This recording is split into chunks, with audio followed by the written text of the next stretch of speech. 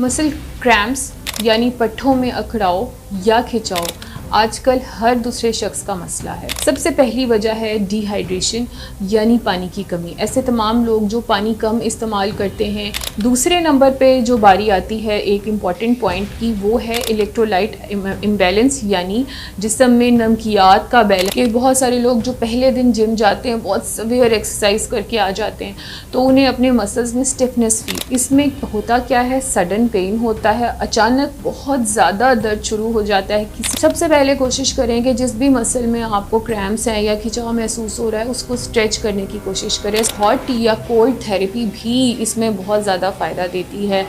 Muscle cramps यानी पट्ठों में अकड़ाव या खिंचाव आजकल हर दूसरे शख्स का मसला है। आज हम बात करेंगे इसकी कुछ वजूहात की। मैं आपको बताऊंगी 5 ऐसी वजूहात जिसकी वजह से मसल्स में यानी आपके पट्ठों में अकड़ाव हो सकता है या खिंचाव सामने आ सकता है। सबसे पहली वजह है डिहाइड्रेशन यानी पानी की कमी। ऐसे तमाम लोग जो पानी कम इस्तेमाल करते हैं, अक्सर वो इस मसले का शिकार रहते हैं। और जैसे जैसे मौसम गर्म होता जाता है, हमारे जिस्म को ज़्यादा पानी चाहिए होता है ताकि वो ठीक तरह से फंक्शन कर सके, ठीक तरह से काम कर सके। लेकिन जो लोग इस मौसम में भी कम पानी पी रहे होते हैं, तेज़ गर्म मौसम में वो ज़्यादा पानी नहीं इस्तेमाल करते, वो तमाम लोग इस मसले का शिकार रहते हैं। दूसरे नंबर पे जो बारी आती है एक इम्पॉर्टेंट पॉइंट की, वो है इलेक्ट्रोलाइट इम्बैलेंस यानी जिस्म में नमकियात का बैलेंस ख़राब हो जाना।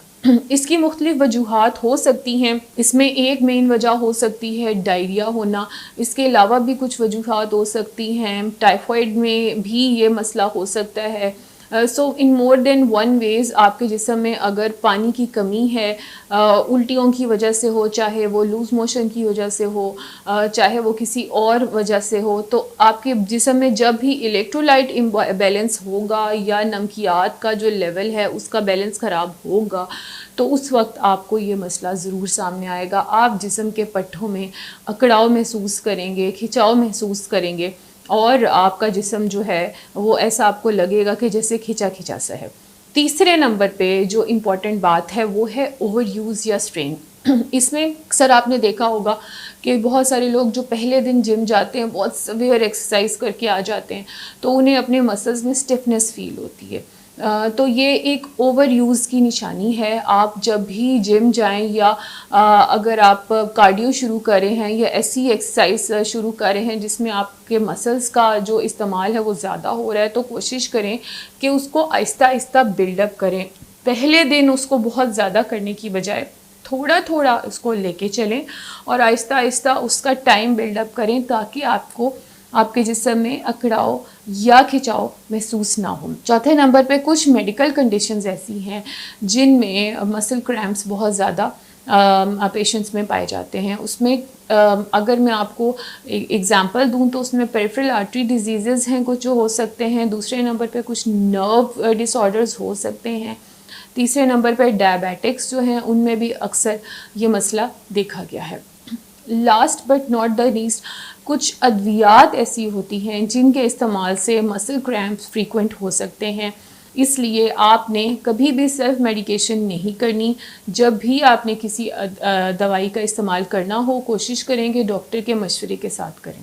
अब अगर हम बात करें इसके सिम्टम्स की यानी अलामात की, तो बिल्कुल जो इसके मेन सिम्टम्स हैं उससे हम सब बखूबी वाकिफ़ हैं। इसमें होता क्या है, सडन पेन होता है, अचानक बहुत ज़्यादा दर्द शुरू हो जाता है किसी एक स्पेसिफिक मसल में या ग्रुप ऑफ मसल्स में, तो ये एक अलामत है। दूसरे नंबर पे मसल जो है वो बहुत ज़्यादा खिंचा हुआ महसूस होता है, टाइट महसूस होता है, उसमें अकड़ाव महसूस होता है।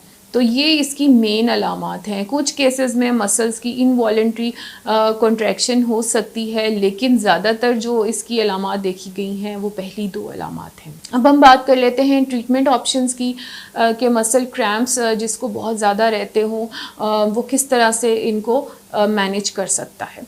سب سے پہلے کوشش کریں کہ جس بھی مسل میں آپ کو کریمپس ہیں یا کھنچاؤ محسوس ہو رہا ہے اس کو اسٹریچ کرنے کی کوشش کریں. اسٹریچنگ سے یہ مسئلہ کافی حد تک سالو ہو جاتا ہے. دوسرے نمبر پہ ہاٹ یا کولڈ تھیراپی بھی اس میں بہت زیادہ فائدہ دیتی ہے. بہت سارے جو ہیٹ پیڈز ہیں مارکیٹ میں اویلیبل ہیں ان کا استعمال کیا جا سکتا ہے. اگر آپ نے کولڈ تھیراپی کرنی ہے تو کچھ ایسے کولڈ پیکس بھی اویلیبل ہیں. اگر کولڈ پیک نہ موجود ہو تو برف کو جو ہے وہ لفافے میں کسی شاپر میں بند کر لیں یا کسی زپ لاک میں ڈال کے اور اس کا بھی استعمال کیا جا سکتا ہے ایز اے کولڈ تھیراپی.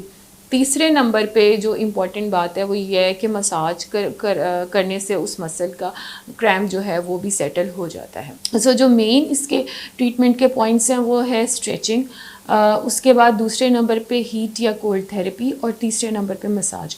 اب ہم بات کر لیتے ہیں کہ فلوئڈ یا الیکٹرولائٹ امبیلنس اگر ہو, یعنی اگر جسم میں پانی کی کمی ہے یا نمکیات کی کمی ہے اور اس کی وجہ سے مسل کریمپس ہو رہے ہیں تو ہم نے کیا کرنا ہے, ہم نے ڈھیر سارا پانی پینا ہے, ہم نے نمکیات کا استعمال زیادہ سے زیادہ کرنا ہے. ایسے تمام چیزیں جن میں یہ نمکیات پائے جاتے ہیں ان کا استعمال زیادہ سے زیادہ کرنا ہے اور اس کے استعمال سے آپ کافی حد تک اس سے بچ سکتے ہیں. اگر ہم الیکٹرولائٹ امبیلنس کی بات کریں تو لیمو پانی آج کل کے موسم میں ایک بہت ہی فیوریٹ مشروب ہے سب کا, اور لیمو پانی کے استعمال سے کیونکہ اس میں چینی بھی ہوتی ہے, ہلکا سا نمک بھی ڈالا جاتا ہے, تو اس کے استعمال سے کافی حد تک آپ کا جو الیکٹرولائٹ امبیلنس ہے وہ سیٹل ہو جاتا ہے.